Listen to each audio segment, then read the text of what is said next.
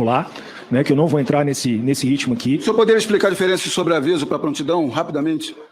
O efetivo de sobreaviso, ele permanece em casa. O efetivo de prontidão, ele permanece no quartel. De prontidão, eles chegariam...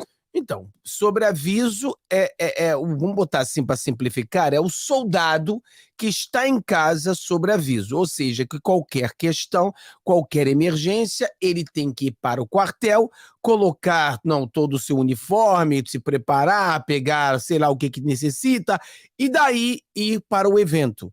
Já é prontidão, ele já está no quartel preparado, ou seja, o que eles estão mostrando aqui é exatamente o que a gente vem falando, que existiu uma questão de omissão, existiu um erro, existiu uma incapacidade desse governo, porque o coronel, ele fala, olha, eu estava de férias, ninguém me falou para vir para cá. Se tivessem falado, eu estaria lá presente, né? Então, ele começa a mostrar. Então, por exemplo, todos sabíamos, porque a narrativa deles é dizer que é o seguinte, todos os eventos levando, desde lá do dia 31, né, até o dia 8, todos eles são a mesma coisa. É isso que a esquerda quer demonstrar. Mas aí tá o tiro no pé e da onde vem o nosso checkmate. Por exemplo, se de fato nós vimos tantas coisas ruins acontecendo, como que o governo não estava preparado?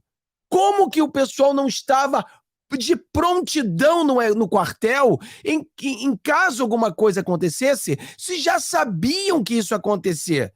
Por isso que o coronel fala tanto para a gente olhar o relatório do ABIN. Por quê? Porque essas pessoas sabiam, e se sabiam porque não havia uma prontidão, porque os soldados não estavam listos. Então entra na nossa cabeça do povo brasileiro o questionamento. Foi uma questão de um governo incapacitado, ou foi uma simples omissão? Foi uma omissão proposital? Foi simples omissão? Ou simplesmente o governo é um incapacitado? Tem que saber, vamos lá.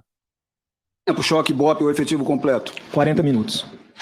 Imagine como estavam em sobreaviso, que ainda teria que se dirigir a seus batalhões, suas unidades, se equipar à saída. Ou seja, de sobreavisos não atenderiam à demanda que aconteceu no... Voltar aqui um pouquinho para você ver tudo o que ele falou, né? Vamos lá. O efetivo de prontidão, ele permanece no quartel. De prontidão, eles chegariam em quanto tempo, choque, BOP, o efetivo completo? 40 minutos. Imagine como estavam em sobreaviso, que ainda teria que se dirigir a seus batalhões, suas unidades, se equipar à saída. Ou seja, de sobreavisos não atenderiam à demanda que aconteceu no 8 de janeiro. Nós passamos por um tempo de 2 horas e meia a 3 horas. Ok, como foi colocado até pela relatora, e a oposição também bem conhece, nós sabemos que foi o coronel Klepter que deu a ordem, a determinação de colocar essas tropas, esses batalhões de sobreaviso. Qual era a função do coronel Klepter no início de janeiro até o 8 de janeiro? O coronel Klepter era o subcomandante-geral. Subcomandante-geral. Qual a posição dele, o cargo, a função dele agora? Hoje ele é o comandante-geral da Polícia Militar do Distrito Federal. Quem o promoveu a comandante-geral? Doutor Ricardo Capelli. Ricardo Capelli, o interventor, o promoveu, a pessoa que colocou as tropas todas de sobreaviso e não de prontidão. Ricardo Capelli, antes de ser interventor, ele trabalhava em que ministério? Silêncio, que eu tenho conhecimento do Ministério da Justiça. 02 no Ministério da Justiça do senhor Flávio Dino.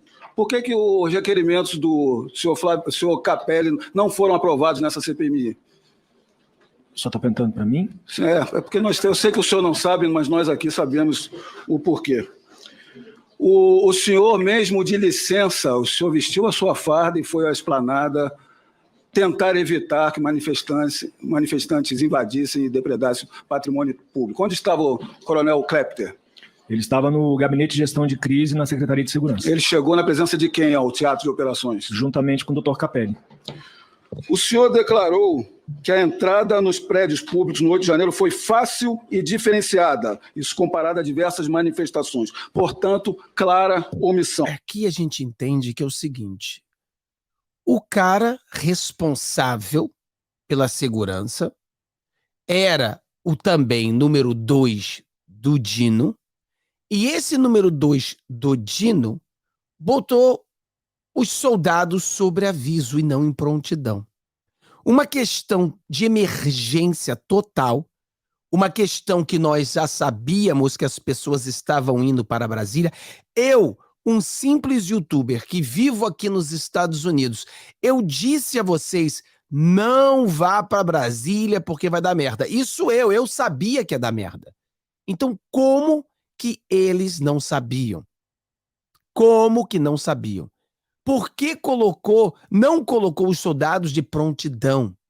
Na verdade, se fosse um governo verdadeiramente preocupado com o que poderia acontecer, os soldados estariam todos presentes nos três poderes. Não estariam de prontidão.